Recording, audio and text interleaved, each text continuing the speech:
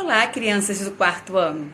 Aqui é a professora Márcia e a nossa aulinha de hoje vai ser de matemática.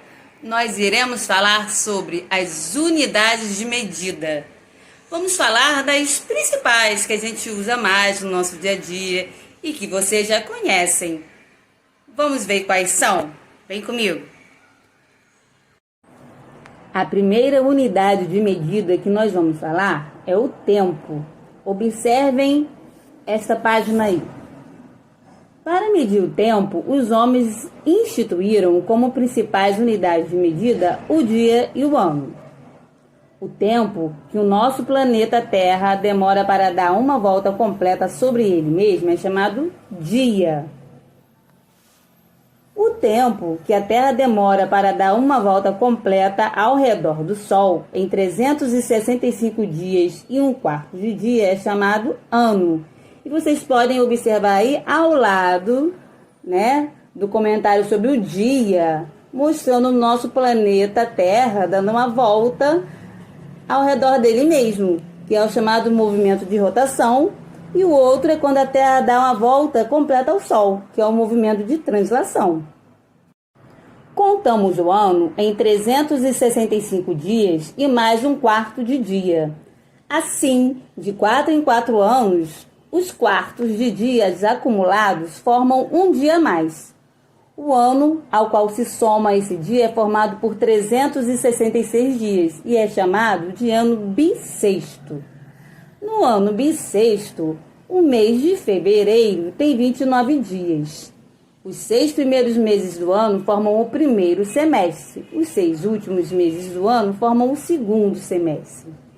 Podemos ver que o tempo é medido de várias formas diferentes. Aí tem uma tabelinha que vocês podem dar uma olhada. Tá vendo? Vem falando da semana, que tem 7 dias. A quinzena tem 15 dias. O mês, que pode ter 28, 29, 30 ou 31 dias. O bimestre, que é formado por 2 meses. O trimestre, 3 meses. O semestre, 6 meses. Biênio, 2 anos. O triênio, 3 anos. O quadriênio, 4 anos. O quinquênio ou lustro, 5 anos. Decênio ou década, 10 anos. O século, 100 anos. O sesquicentenário, que é 150 anos, e o milênio, que são 1000 anos. Calendário. Para contar o tempo corrido e poder localizar datas, o homem criou o calendário, no qual o dia tem um nome dentro da semana e um número dentro do mês. Nós temos no calendário os dias da semana, temos os meses do ano, como vocês podem observar nesta folhinha aí. Os dias da semana, que são domingo, segunda-feira, terça-feira, quarta-feira, quinta-feira, sexta-feira e sábado. E nós temos os 12 meses do ano, que é só você dar uma lidinha aí que todo mundo já sabe, né? Também temos o relógio, que também faz parte, das medidas de tempo. Para medir o tempo, gasta em uma atividade, usamos unidades de medida menores que o dia. A hora, o minuto e o segundo. Dividimos o dia em 24 partes iguais. E a cada parte damos o nome de horas, que aí é representado pela letrinha H. Dividimos a hora em 60 partes iguais. E a cada parte damos o nome de minuto, representado aí pelo min. Estão vendo? M-I-N. Dividimos o minuto em 60 partes iguais e a cada parte damos o nome de segundos, que é representado pela letrinha S. Para isso foi inventado o relógio. Então, relembrando aí, 1 hora tem 60 minutos, meia hora, que é metade de 1 hora, tem 30 minutos. 1/4 de hora tem 15 minutos e um dia tem 24 horas. Agora vamos falar sobre as medidas de comprimento.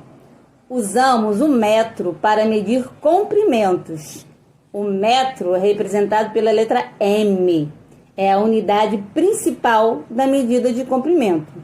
Utilizando o metro, podemos medir o comprimento, a largura e a altura das coisas. Você certamente reconhecerá nas ilustrações a representação dos objetos mais usados por nós para medir o comprimento de tecidos, estradas, ruas, rendas, fitas, a altura de pessoas, paredes e etc. Essas são as unidades de medida de comprimento mais usadas. Vamos ver aí o desenho, ó. O metro de logista, que serve para medir fitas, tecidos. A fita métrica, muito usada por costureiras. A trena, que é usada para medir terrenos, lotes. O metro articulado, usado por pedreiros para medir paredes. A régua escolar, usada por vocês, alunos. O resultado da medida de comprimento é indicado, na maioria das vezes, em centímetro, metro ou quilômetro. Vamos falar agora de medidas de massa. Usamos o quilograma ou quilo como unidade de medida para pesar pessoas, carnes, cereais, legumes, frutas e etc. O instrumento utilizado para medir a massa é a balança. Existem vários tipos de balança. Observe, temos a balança para pesar bebês, temos aqui a balança mecânica comercial e a balança digital comercial, que servem para pesar carnes, laticínios, cereais. A balança de pratos, que também serve para pesar legumes, carnes, cereais. Essa balança de pratos é aquela que tem 2 pratinhos. De um lado, o vendedor bota o peso e do outro o produto que a pessoa quer comprar. Quando eles ficarem iguaizinhos, igual está aí no desenho, tá vendo? De um lado tem o peso de 1 quilo e do outro tem um saco de café. Então eles estão na mesma, direção. Então quer dizer que está certinho aí o peso do café igual a 1 quilo. Temos a báscula, que pesa sacas de cereais, etc. Balanças de precisão, que pesa ouro e pequenas quantidades de substâncias. E a balança eletrônica, para caminhões de carga. E agora, vamos falar sobre as medidas de capacidade, que é o litro. O litro é uma das unidades de medida usadas para medir os líquidos. O litro como unidade de medida é usado para medir gasolina, leite, óleo, água, vinha, álcool e etc. A metade do litro é meio litro. 1 litro tem 2 meios litros. 1 litro tem 4 quartos litros. E lembrando que 1 litro ele equivale a 1000 mililitros, que é representado pela letra ml. Bem, depois dessa explicação, eu vou colocar para vocês aqui um videozinho do YouTube, também falando sobre essas unidades de medida. Vamos lá? No dia a dia, fazemos muitas medições. Medimos comprimento, massa, capacidade. Felipe, você entendeu aquela aula sobre medidas? Entendi sim. Matemática é fácil. Poxa, Felipe, eu queria tanto pensar como você.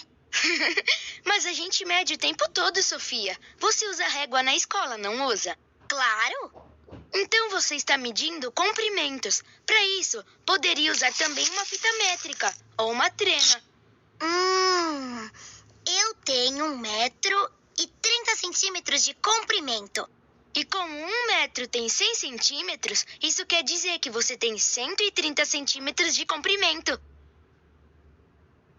E por que usamos unidades de medida diferentes? Depende do que você quer medir, Sofia.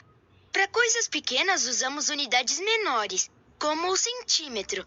Mas o comprimento desse corredor em centímetros, por exemplo, seria um número enorme. Então é melhor usar 1 metro para isso. Claro! E assim como o metro mede grandes comprimentos, existe o quilômetro, para os comprimentos ainda maiores. E 1 quilômetro é igual a quantos metros? 1000 metros. Puxa, que longe! Sofia, e o que a balança mede quando subimos nela? Ela mede nossa massa. Minha massa é 35 quilogramas. Quilograma é uma das unidades de medida para massa, mas há outras, como o grama, para pequenas massas. E 1 quilograma é o mesmo que 1000 gramas. Muito bem. Já a tonelada é usada para medir grandes massas. E 1 tonelada tem quantos quilogramas? 1 tonelada equivale a 1000 quilogramas. Nossa, é muito pesado. E para medir a capacidade de um recipiente, Sofia, você usaria litro ou mililitro? Depende do recipiente. Se fosse pequeno, usaria mililitro. Se fosse maior, usaria litro. Muito bem, você já tá pegando o jeito. Sabia que 1000 mililitros equivale a 1 litro? Que legal! 1000 metros é o mesmo que 1 quilômetro. 1000 gramas, 1 quilograma. 1000 quilogramas, 1 tonelada. E 1000 mililitros, 1 litro. Viu só como não era difícil?